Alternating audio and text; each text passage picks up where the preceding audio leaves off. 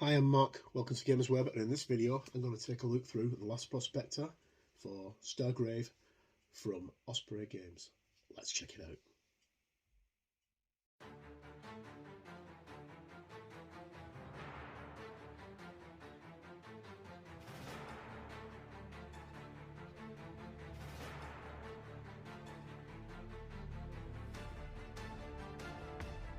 Hi and welcome back. Okay, this is going to be my quick look through The Last Prospector, which is a brand new expansion for Stargrave by Osprey Games, and as always it's written by Joseph McCullough. This has been on pre-order for a few weeks now. It was due out I think on the 28th, and today is the 28th, so it's arrived on time, and it came with a free sprue of plastic dwarves. So you can just use the bits from the Crew or Mercenaries box sets to create them into Prospectors. Okay, so let's jump in. It was ordered from Nicker's Firestorm Miniatures, so let's just jump in. Last Prospector. The Dalgon Belt was once a vast asteroid mining operation that supplied the entire sector with rare metals and various elemental fuels. However, the isolation of the last war caused the cooperation to wither, and various outposts and colonies were eventually left to look after themselves. Some became true collectives or limited democracies, whilst others have fallen to the rule of gangsters, warlords and despots. In all cases, the limited resources of air and organic material has made life difficult. In this supplement for Stargrave, the crews must travel from the asteroid to asteroid and down to the system's single barely inhabitable planet, searching for a prospector who claims to have discovered a big score. Captains must curry favour with the small various factions that hold the various small factions that hold in the power in the belt in an effort to undercover this hoard. Also included is a host of new background occupations, powers and soldier types, as well as a new advanced technology and additions to the bestiary. Only through a combination of wits, diplomacy and firepower can players hope to reach the last prospector and gain a share of his find. Okay, so let's jump right in. Okay, so as I said, this was on order from Nick and arrived this morning. So there are a couple of different ways to order, but when I pre-ordered it from Nick, I got the free dwarf sprue, which I was just going to grab.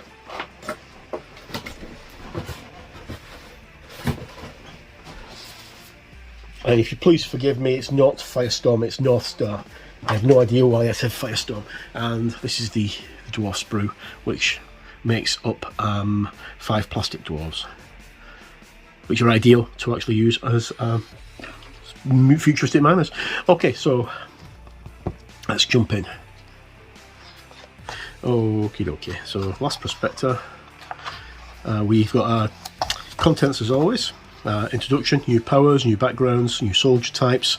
Last Prospector campaign, which I would imagine would include solo rules for it as well.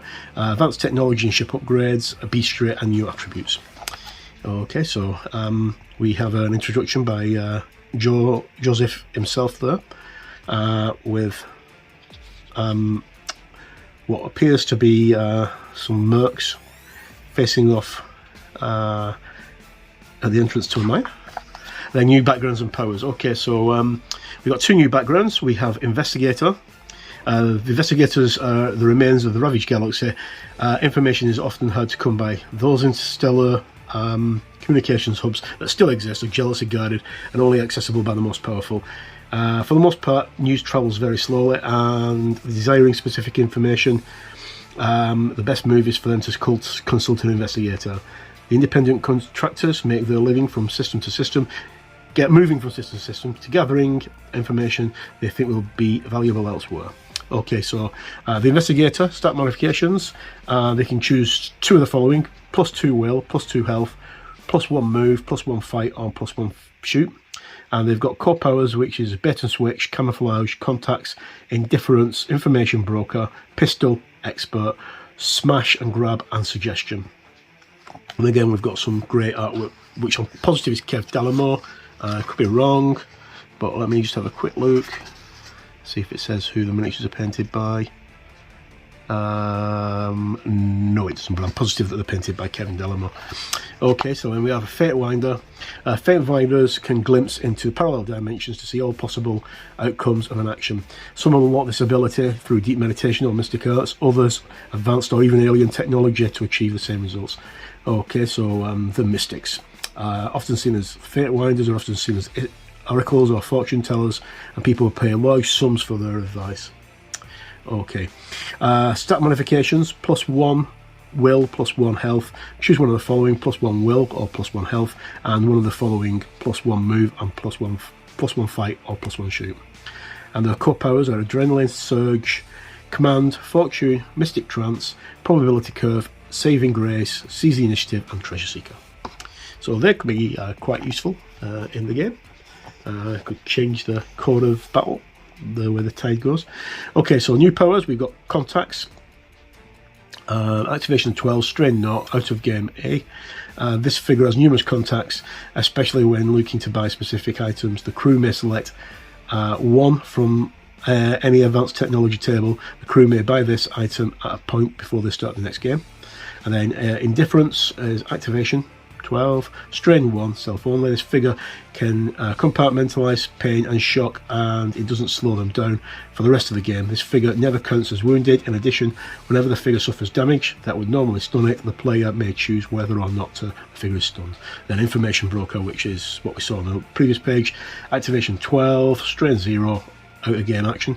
A figure with this power may, whenever the crew is selling information or secrets, if a roll is successful, the crew receives the full value of the information or secret, but does not cross it off their crew list. So in other words, you can keep it. That's all right. Information is power, as they say.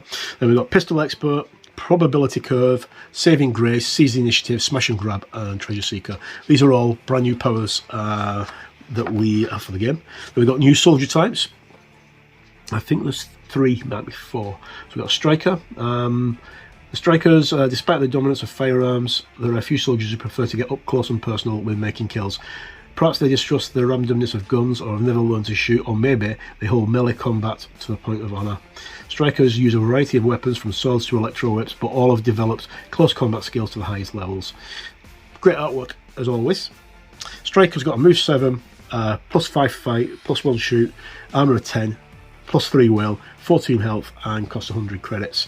And they have a hand weapon, a knife, a light armour, hard to target, identify weak point, and two-handed fighter. Then we have a bruiser. Bruisers, most of the time captains can be chooser in selecting their crews, going for those only with the best technical or weapon skills. However, there are times when operating in the fringes of the Ravaged Galaxy that skills replacements are available. Thus, a captain may have to accept any warm body to fill out his crew. Soldiers don't often have any skills or with a firearm.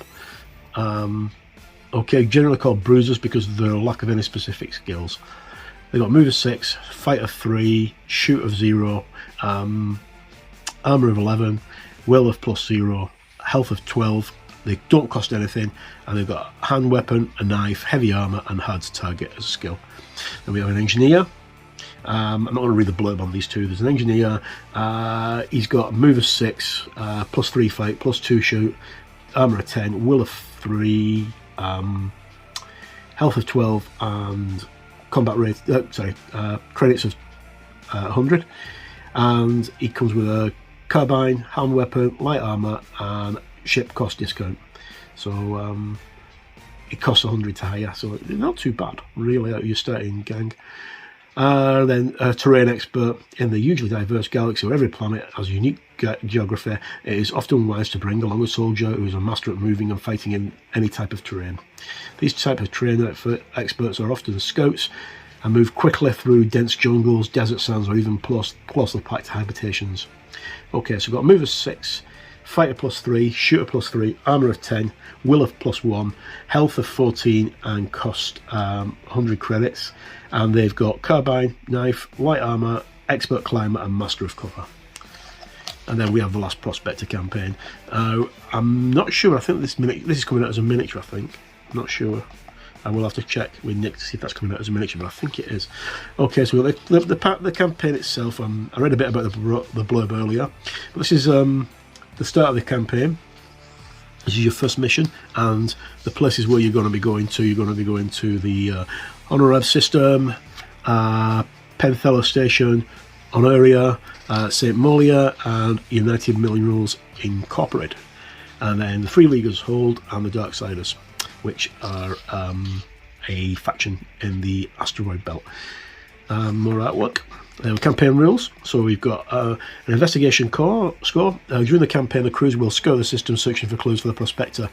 Thus, during the campaign, every loot token has a double value. Players should roll for the loot tokens after each scenario as normal, gaining whatever money, gear, etc. they find. However, each token secured also increases the crew's investigation score for the campaign. Crews gain 1 point for their investigation score for each loot token they secured, plus an additional point for any loot tokens that turn out to be either information or secret. So, good. Even if you sell it and you keep it, fantastic. Okay, love the Mercenaries. They're really nice models to build. Then we have a faction standing chart where you stand with this faction, and if it give you a bonus. Then we've got scenario order. You should begin by playing scenario 1, it says, but you can do them in any order if you want to. I would suggest playing it with scenario 1 and then going sequentially. More great artwork. And then we have the bar fight, which is section 1. Devil's Fruit Bowl, which is scenario 2. Each one of them has the advantage for each faction's outcome and loot experience. And then the Dragon's Den is scenario 3. Sorry, loot and experience. Welcome to Crater Town is... Welcome down to Crater Town is scenario 4. I'm having real difficulty reading recently. My eyesight is so short. Scenario 5 is the last station. And I think 6 is the last one, isn't it? And then scenario 6 is Mine Mayhem. Again, more great artwork. Oh no, we've got more scenarios. Scenario 7 is Infestation, which will go down really well with Outpost 37. More great artwork. Very much inspired by Leela Taronga from Futurama figure. 8 is the Revolutionary. 9 is the Scrap Heap. There's a lot more scenarios than I imagined. And that's the last one. And then we've got the investigation score table, which we use during the game. Again, great artwork, which we see on the cover. Scenario 10, the final showdown. We're getting towards the end of the book now. And I'll go in more depth on this as usual with my full review. This, I think, is the actual cover of the next miniatures box, the Alien Crew, I think it is. Then advanced technology and ship upgrades. So we've got binary thought encoder, biomorphic blood cells, cyborg pain shunter, deadeye scope, energy dissipator, force shield bracelet, holdout pistol, mind silver, mystic sigil, narrow band pulsar, neural stunner, neural robotic interface, proton shifter, pulse regulator, rephase manipulator, robot eater rounds. Special ammunition contains corrosives designed to eat away at the internal wiring of robots. Sparkle dust, stun grenades, and temporary electro fence, and then transdimensional pocket. So this is used by rogues and thieves. And new ship upgrades. So we've got a drone charging bay, repair charging bay, Shangri-La cages, science lab, and hacker suite. And then new bestiary, new animals and creatures to fight against. So we've got the Centaur, which is a big, nasty lizard. It's got a move of 6, a fight of +8, so you don't want to get close to it. Shoot of +0, armor of 13, will of 3, health of 24, which is huge. Animal, expert climber, large, spit, toxic mucus, and strong. And then we've got Dortoralia. Mysterious as she is deadly, Dortoralia is the leader of the underground group devoted to the overthrow of power. Dortoralia always has an active Void Blade power, meaning that she does 2 damage, plus 2 damage in hand-to-hand combat, and receives plus 3 fight when rolling against shooting attacks, with limitations noted in the power. The power is not cancelled if she is stunned. Dr. Raleigh has special instructions in scenario 8. She will appear as she appears in, otherwise she follows a standard creature priority list. Move of 6, fighter plus 5, shooter plus 3, armor of 12, will of plus 7, health of 20. So she's quite formidable as well. Indestructible hand weapon, indestructible pistol, heavy armor, never stunned, never wounded. And we have Guardian of Light, Harvest Tech, a Foreman, a Miner, I think we have a mining droid, yeah, mining robot, and then Strice, which is, these are asteroid lice. These gangly 4-armed humanoid insect creatures, really encountered and poorly understood. Then Surf Boy, Venomous Croaker. I'll go into all these in the full review, but this is just a quick look through. Then new attributes: automatic shooting and attack and drag, body of energy, critical hit, vulnerability, double activation, grav sled, hand to target, identify weak point, limited life force, and master of cover. And then we have no pushback, searing touch, ship cost discount, strafing run, 200 fighter, unaggressive, and our Last Prospector campaign sheet, and the artwork, all the different people who've contributed to the book. As noted, a lot of the pictures of the miniatures are by Kev Delimore, but some are by Dave Woodward as well. And the photography is all by Wargames Illustrated and Kev Delimore. And this is available from Northstar Miniatures, not Firestorm Games, as I said. Okay, so that's my quick look through Last Prospector. I'm looking forward to getting stuck into this. I've got some battle reports coming up for Stargrave very shortly. We're going to be doing a play-by-play, going through building up a crew and taking it through some heists and stuff like that. Really nice to get this sprue. I've got loads of parts left over from my Mercenaries I'm going to use with those.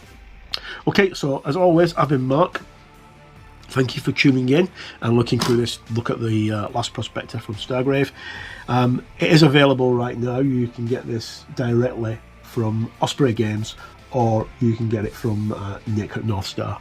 So no matter where you are in the world, please stay safe, look after yourself, and happy gaming.